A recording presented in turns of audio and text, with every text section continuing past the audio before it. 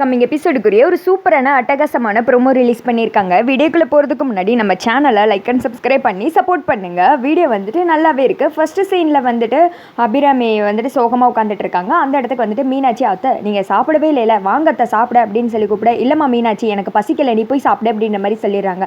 அத்தை என்னத்தை கோவிலேருந்து வந்ததுலேருந்து நீங்கள் சரியாகவே சாப்பிட மாட்டேறீங்க, வாங்கத்தை அப்படின்ற மாதிரி சொல்லிட்டு, தீபா ஞாபகமாக இருக்கா அத்தை உங்களுக்கு அப்படின்ற மாதிரி சொல்ல, ஆமாம்மா அவள் கழுத்தில் தாலி ஏறதை பார்க்கணுன்னு ஆசைப்பட்டேன், ஆனால் இப்போ தீபா எந்த நிலமையில் இருக்கான்னு கூட தெரியாமல் மனசு ஒரு மாதிரி வேதனையாகவே இருக்குது. ஏன் உடம்பு சரியாகிறதுக்காக தாலி அவுத்து வச்சவ, ஆனால் அதுக்கடுத்து அவள் வீடே தங்கலையம்மா அப்படின்னு சொல்லிட்டு ரொம்ப ஃபீல் பண்ணுறாங்க.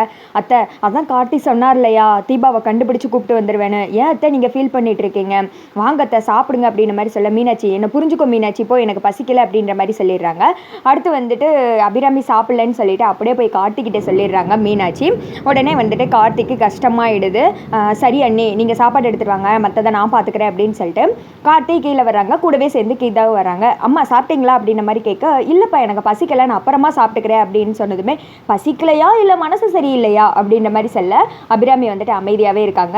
என்ன மீனாட்சி வந்து எல்லாத்தையும் உங்கள்கிட்ட சொல்லிட்டாளா அப்படின்ற மாதிரி கேட்க, அம்மா என் மேலே உங்களுக்கு நம்பிக்கை இல்லையா, நான் தான் சொன்னேன்ல தீபாவை எப்படியும் நான் கண்டுபிடிச்சு கூப்பிட்டு வந்துடுவேன், அவங்கள உங்கள் முன்னாடி நிறுத்துறது என்னோட கடமைம்மா, நீங்கள் வந்துட்டு அதெல்லாம் நினச்சி ஒரி பண்ணிக்கிறாதீங்க, நீங்கள் சாப்பிடுங்கம்மா அப்படின்ற மாதிரி சொல்ல, இல்லைப்பா தீபா வந்துட்டு நான் ஆல்ரெடி புரிஞ்சுக்காம ரொம்ப கஷ்டப்படுத்திட்டேன், புரிஞ்சுக்கிட்டு என் மருமகளாக ஏற்றுக்கிற சமயத்தில் என் பக்கத்தில் வச்சு அவளை அழகு பார்க்க முடியல, எனக்கு ரொம்ப கஷ்டமாக இருக்குப்பா அப்படின்ற மாதிரி சொல்ல, அம்மா ப்ளீஸ்மா நீங்கள் இதெல்லாம் நினைக்காதீங்க, உங்களுக்கு இப்போ தான் உடம்பு சரியாகி வந்திருக்கு, அவங்கள கண்டுபிடிக்க வேண்டியது என்னோட பொறுப்பு, நான் சொன்னதை நான் செய்வேன், உங்களுக்கே தெரியும்ல, நீங்கள் சாப்பிடுங்க அப்படின்ற மாதிரி சொல்ல, இல்லைப்பா காட்டி நான் அப்புறமா சாப்பிட்டுக்கிறேன் வேணாம் அப்படின்ற மாதிரி சொல்லிடுறேன். இதெல்லாம் வந்துட்டு கீதா ஃபீல் பண்ணியே பார்த்துட்டு இருக்காங்க.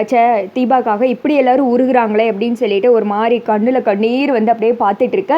இந்த திக்கா வந்துட்டு மீனாட்சி சொல்கிறாங்க, அத்தை அதான் அவர் சொல்கிறாருல சாப்பிடுங்க அத்தை அப்படின்ற மாதிரி சொன்னதுமே, அண்ணி அந்த சாப்பாடை என்கிட்ட கொடுங்க, அம்மா இந்தாங்க ஒரு வாய் சாப்பிடுங்க அப்படின்னு சொல்லிட்டு கார்த்தி ஊட்டி விடுறாங்க. அப்போ வந்துட்டு அபிராமி சொல்கிறாங்க, வேணாம்ப்பா நான் தான் சொல்கிறேன்ல அப்புறமா சாப்பிட்டுக்கிறேன், எனக்கு வேணாம் கம்பல் பண்ணாதப்பா அப்படின்ற மாதிரி சொல்லிடுறேன். நீங்கள் அப்புறமா சாப்பிட்டுக்கோங்க, இப்போ நான் கொடுக்குறதையும் நீங்கள் சாப்பிட்டுக்கோங்க, ஏன்னா ஊட்டி விட்டால் நீங்கள் சாப்பிட மாட்டீங்களா அப்படின்ற மாதிரி சொல்ல, சரி நீ சொன்னா கேட்க மாட்டா குடு அப்படின்ற மாதிரி சொல்ல கார்த்தி வந்துட்டு ஊட்டி விடுறாங்க. அபிராமி வந்துட்டு சாப்பிட்றாங்க. நீங்கள் சாப்பிட்டு இந்த மாதிரி எப்போவும் சந்தோஷமாக இருக்கணும், டேப்லெட் போடுங்க, மற்றபடி தீபாவை கண்டுபிடிக்கிறது என்னோட வேலை, அவங்கள நான் கொண்டு வந்து உங்கள் முன்னாடி நிறுத்தவே சரியா அப்படின்னு சொல்லிட்டு கார்த்தி வந்துட்டு அபிராமியோட கையை பிடிச்சி சொல்கிறாங்க, சரிப்பா கார்த்தி, ஆனால் தீபா இந்த வீட்டுக்கு வர்ற வரைக்கும் என் மனசு நிம்மதியாகவே இருக்காது, அவள் எங்கே இருந்து எப்படியெல்லாம் கஷ்டப்படுறாளோன்னு நினைக்கும் போது மனசு ஒரு மாதிரி வேதனையாகவே இருக்குப்பா, எனக்காக தாலியை அவுத்து வச்சவ, ஆனால் அவள் இப்போ வந்து சந்தோஷமாக இல்லையே அப்படின்னு சொல்லிட்டு ரொம்ப ஃபீல் பண்ணுறாங்க. அம்மா இப்போ தானம்மா சொன்னேன் நீங்கள் ஃபீல் பண்ணாதீங்க அப்படின்னு சொல்லி கார்த்தி வந்துட்டு ஆறுதல் சொல்கிறாங்க. இதெல்லாம் வந்துட்டு கீதா ஃபீல் பண்ணிகிட்டே வந்துட்டு பார்த்துட்டு இருக்காங்க. அப்புறமேட்டு அபிராமி ஒரு மாதிரி ஃபீல் பண்ணிகிட்டே உட்காந்துட்டு இருக்க, கார்த்தி கீதாவும் அங்கேருந்து கிளம்பிடுறாங்க. மீனாட்சி கிளம்பிடுறாங்க. ஆனால் அபிராமி மட்டும் தீபாவை நினச்சி ஃபீல் பண்ணிக்கிட்டே இருக்காங்க. அதோட பார்த்தீங்கன்னா இந்த ப்ரோமோ வந்துட்டு முடிஞ்சிடுது. எனக்கு என்னமோ கீதா வந்துட்டு இப்படி ஃபீல் பண்ணி குருன்னு பார்க்குறத பார்த்தா, நம்மளால தான் இப்படி எல்லாம் கஷ்டப்படுறாங்க, பேசாமல் நம்ம போய் இந்த துங்கா கிட்ட சரணடைஞ்சிடலாம் போல, அப்படி எதுவும் முடிவெடுத்துருவாங்களோன்னு சொல்லிட்டு தோணுது. ஏன்னா அவங்க வந்துட்டு ரொம்ப ஃபீல் பண்ணி அபிராமியையும் கார்த்தி வந்துட்டு அப்படியே பார்த்துட்டே இருப்பாங்க. நமக்காண்டி தானே இவ்வளோ கஷ்டம், நம்ம மட்டும் அந்த துங்கா தேடலைன்னா இந்நேரம் தீபா வீட்டுக்கு வந்துருவாள்ல அப்படின்ற மாதிரியே வந்துட்டு ஃபீல் பண்ணிகிட்டே ஒரு மாதிரியே வந்துட்டு பார்த்துட்டு இருக்காங்க. ஆக்சுவலாக இந்த சீனில் வந்துட்டு நல்லா சிம்பிளாக கொண்டு போயிருக்கலாம், கொஞ்சம் இன்ட்ரெஸ்டாகவும் இருந்திருக்கும். துங்கா அந்த ஃபோட்டோவை ஆனந்த் கையில் கொடுத்ததுமே கார்த்திகிட்ட இதை பற்றி விசாரித்து உடனே வந்துட்டு துங்காவுக்கு கால் பண்ணியிருக்கலாம்.